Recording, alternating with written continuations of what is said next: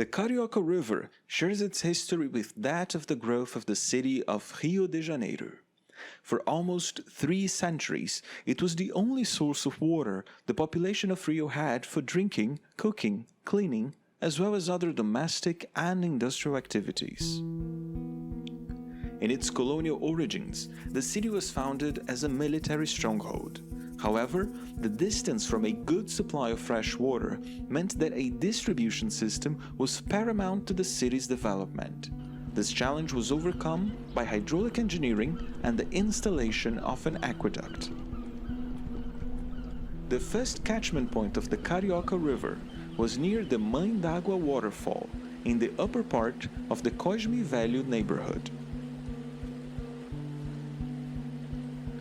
While maintaining the river's natural course, which descended all the way to Flamengo Beach, a diversion was created to supply water to the Carioca Aqueduct, built in the early 18th century.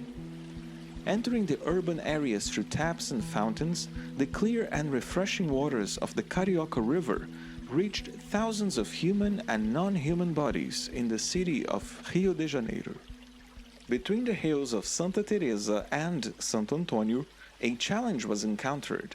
Water needed to flow at the same height as the hills before reaching the city center. After temporary solutions made of wood, an artificial water path was built from stone and lime mortar high above the ground, the Arcos da Lapa. A monumental feat of architecture in those days, the aqueduct was designed by military engineer José Alpuin.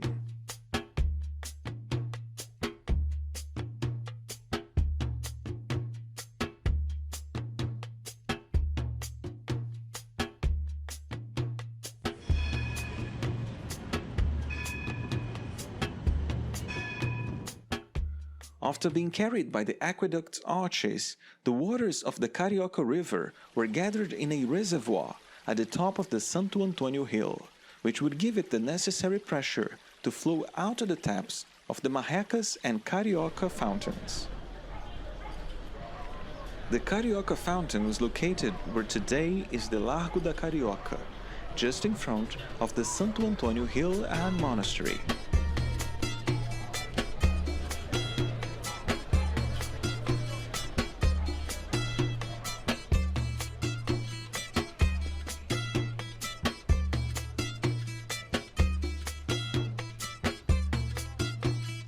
Water from the old Carioca River flowed through the different versions of this fountain, which was frequented and used by many people.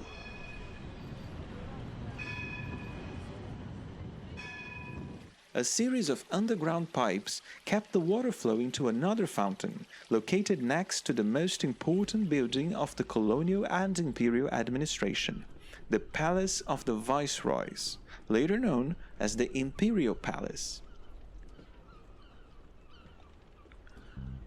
The palace fountain was designed at the end of the 18th century by Master Valentim, who also built other fountains, church altars, and the Passeio Público Park nearby.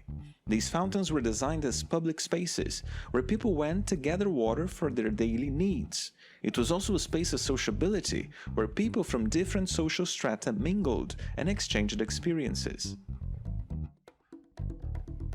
Regarded as spaces for sociability, as well as architectural symbols of the city, these fountains were widely represented in engravings, paintings, and photographs. Today, they are part of our heritage and are protected by the National Institute of Historic and Artistic Heritage. Being aware of this legacy is a way of knowing our own history, and especially the history of our relationship with the waters of the Carioca, a river that for so long quenched the thirst of the people of Rio de Janeiro, also known as Cariocas. Urban expansion and increased water consumption led to the construction of more distribution systems, such as the Maracanã Aqueduct. New technologies and government investment resulted in the modernization of Rio de Janeiro's water supply system. At the end of the 19th century, new developments in hydraulics and a larger pipe network brought water directly to many houses in the old city center. This meant that fountains gradually lost their role of providing fresh water and started to become ornaments in public spaces.